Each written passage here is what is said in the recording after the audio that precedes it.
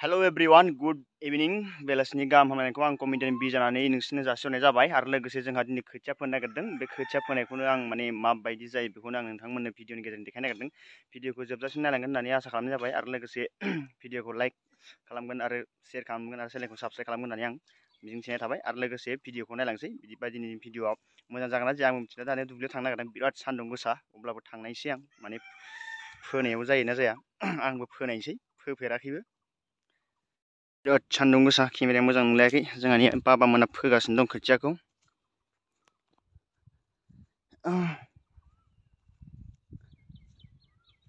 हाबसोआखै दासो हालौखांनानै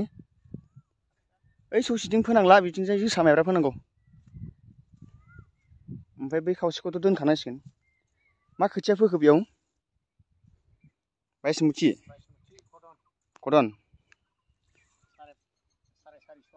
साराय सारिस' लादों 6 केजियाव सेमोन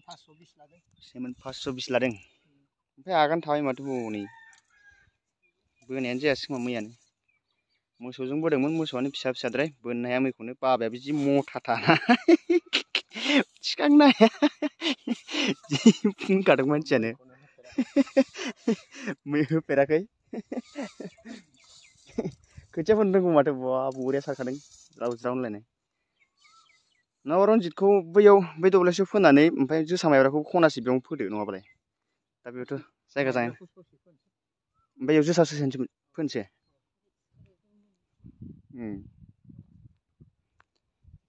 ओमफ्राय आं बैखिजाय ओरैजाय हालौफुनानै ओरैजाय लाबोनो माने इथिं गोथौ नालाय इथिंजाय बोनानै ओरैजाय गारनो नागिरदोंमोन हाखौ ओमफ्राय दा जेनेबा नैबे ससेनिफ्राय फोलामोन आरो आंनि टारगेटआ नैबे आलिनिफ्राय ओरैजाय सिद्दा दा जायगायानो थोगोन ना थोला थोगोन खोमालै ना माबायालाय सेरनैल'सो खोमा दा माइब्रायालाय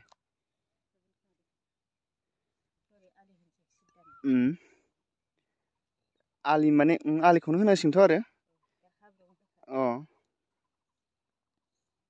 ओरै हाखौ बिनिफ्राय बै जोगोनार आलु गायनायमोन ना इयो बिनिफ्राय गोथौनिफ्राय ओरैजाय बोबोजोबनानै बेयाव दोननोसै आरो नैबेखि लांनानै माने बेयाव दै लोमोलै बिराद गोथौ जायो दैज्लाङाव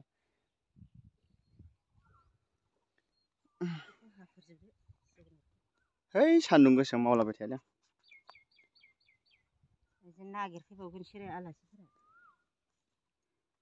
मोनानिया माथो माइखौलाय साइडआव गोलैदेर होजोबखो दिनै हालेवबा डिस्टार्ब जागोन ना बियो ओमफ्राय माबाया जोब्बाय बायसमुथिया जोब्बाय बाबा बेनो लास्ट खोथिया मोजां जादों माथो माबाया जा मोजां बेरस्रावजोबखादों थाब रज'गोनलै बेनो बेथ' खरनसो जाबाय 26 दिनावनो फुनांगौ होमबा बेखिनियानो थोजोबसिगोन दा बियो होमबालाय बे गेजेरजों गाखावना होआ मानो बै जिथु दा माइ आलिखौबो खोआसै थोद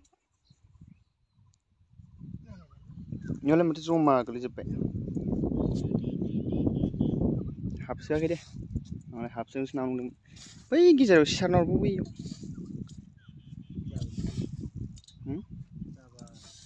रोजाद्राय जायाखै नालाय बेखिनियावसो नांगौ बेखिनियाव खोथिया गारनायनि र' ओरैजाय नैबे बिदिखौ आरोना जेनेबा गारनायनि टारगेटआथ' ओरैजायसो गारखायो दैयानो माथो गुबुंलेसो बोरै नुगोन बेखौलाय हा ओंखायनो आं दैखौ गोहो होनखाथारबाय ओरैजाय फ्राव गारना होनायनि र' खोथिया फोफेरनोबो रोङाना ओइ माथो आलिबो बारलायलाङोलै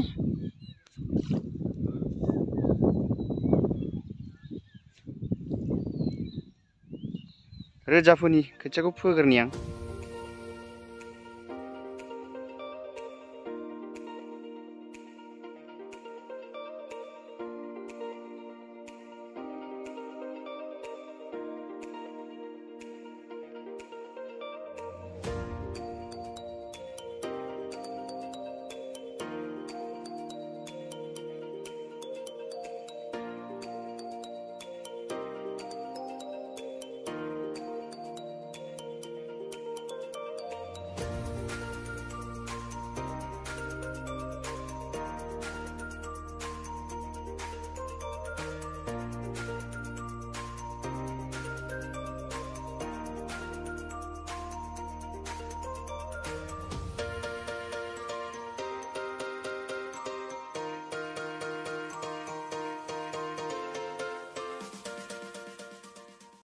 स' फाइनेलि फ्रेन्ड खोथियाखौ फोखांबाय जोंहा नै एरिया बे दब्लायनैयावनो फोबाय मोनथाम जातनि फोबाय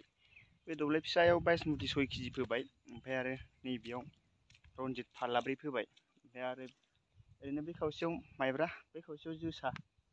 ओरैनो एसे नियमनि जानो आन्था जोसाफोरखौथ' आरो बारा गायजाखायाबो गायबाबो आरो जेबो मोना मानो होनबा बोसोर जानो थाखाय जोसा माइब्राफोरखौ दोनजाया नालाय ओंखायनो रनजितखौ बांसिन फोबाय रनजितखौ बांसिन बिगाथामसो गायनोसै ओमफ्राय बेखौ जोसा माइब्रा ओमफ्राय 22 मुथिजों मिलायनानै बिगानैफोर लागायना होनोसै थोगोन बेनो साथाम साब्रैल' जानाय नालाय जोंहाबो रावबो गैया ओंखायनो दा बिदिब्ला नोंथांमोना माबायदि मोनखो भिडिअखौ नायनानै खोथिया फोनायखौ आंथ' रोङाबो फार्स्ट टाइम माने फोबाय गिबि खेब माने सिगाङावनो फोबाय थाखायोमोन आं ओमफ्राय आरो बेंगलराव थांना थाहैबायना बेसेबा गोबाव ओमफ्राय दा देग्लाय खोथिया फोनो मोनलांसिगोन माने फोबायबो फोखांनानै थांसै आरो 5 तारिखैनो थांसिगोन आंबो दिनै 3 तारिख जाबाय बिदिब्ला बाय बाय दिनैनि भिडिअ एसेनोसैमोन गोजोन्थों मोजां मोनदोंब्ला लाइक खालामदो आरो मोजां मोनाखैबा डिसलाइक खालामदो आरो लोगोसे चेनेलखौ साबस्क्राइब खालामनानै बयनोबो शेयार खालामना होबानो जाबाय गोजोन्थों बाय बाय।